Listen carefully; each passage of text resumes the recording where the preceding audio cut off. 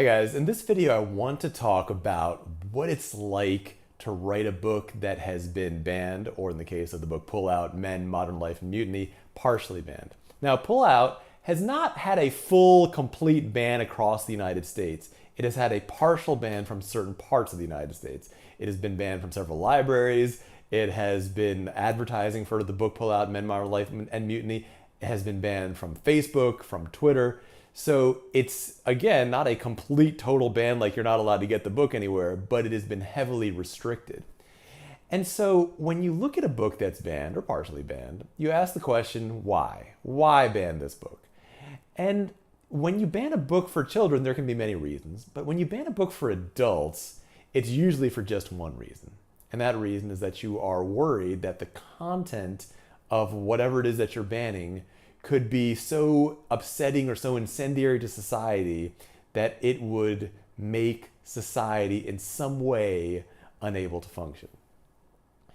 Now, the ideas in Pull Out actually do fall into that category perfectly well. In fact, some of the ideas that I discuss in the book are ideas that have been banned in parts of Europe completely, not just when I say them, when kind of anybody says them.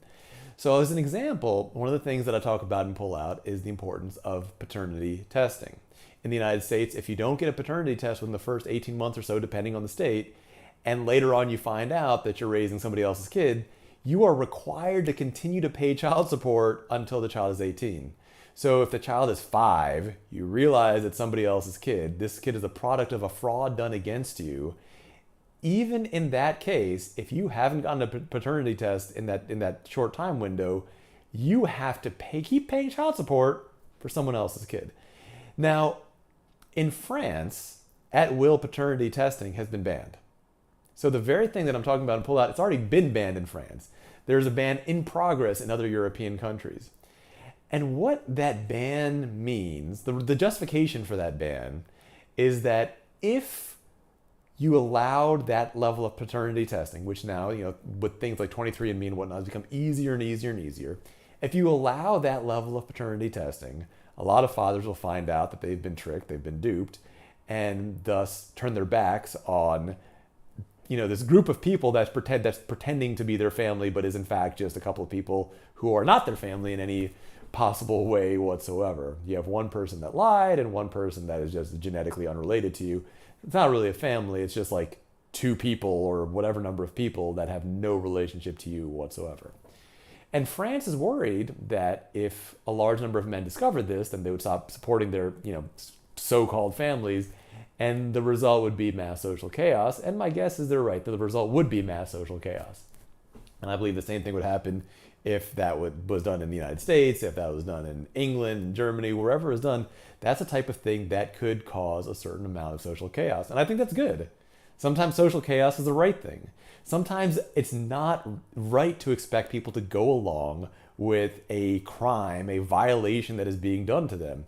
They should stop going along with that. And so because there's ideas like that, that idea and other ideas like it in the book Pull Out, Men, Modern Life, and Mutiny, you have a book that is upsetting, not like just emotionally upsetting, but in just a financial, fundamental, social stability sense upsetting to many different parts of life. And I'm not just talking about individual families, giant industries, et cetera, that are able to exist and able to succeed because of the manipulation and trickery and fraud done against a large number of men, particularly against young men, but against men of other age as well. So when you see a book that's been banned or partially banned, what that lets you know, just lets you know one thing. There's something in that book that somebody finds objectionable. There's something in that book that is dangerous. And to me, there's something in that book that's probably worth reading. And listen, I'm not going to surprise any of you guys when I tell you that I often look at banned book lists to decide what I'm going to read next, because those books, many of the books that I've learned the most from, have been books that have been banned from schools, banned from colleges, banned from countries, because again, those are the ideas worth banning. To me, if an idea is worth banning, it's an idea worth reading. Now, I'm going to be doing a few more of these videos over the next few weeks talking about the importance of freedom of speech, freedom of thought, And I want you to start to look for Democrat hypocrisy or woke hypocrisy. Libertarians, you've already experienced this. Democrats talk about voter suppression, even though Democrats suppress the libertarian voters by kicking the Libertarian Party off the ballot and forcing us to get tens of thousands of signatures, right? Democrats also talk about book banning, but they also are the ones banning the books. They ban the book that they don't like, that they disagree with, or that they view as a threat. And in this case, I'd say they're right. Books like Pull Out, Men, Modern Life, and Mutiny are absolutely threats to the woke mindset. They're designed to be threats. I'm proud that it's a threat to the woke mindset. Anyway, I've put an Amazon link in here for those of you guys who want to read it.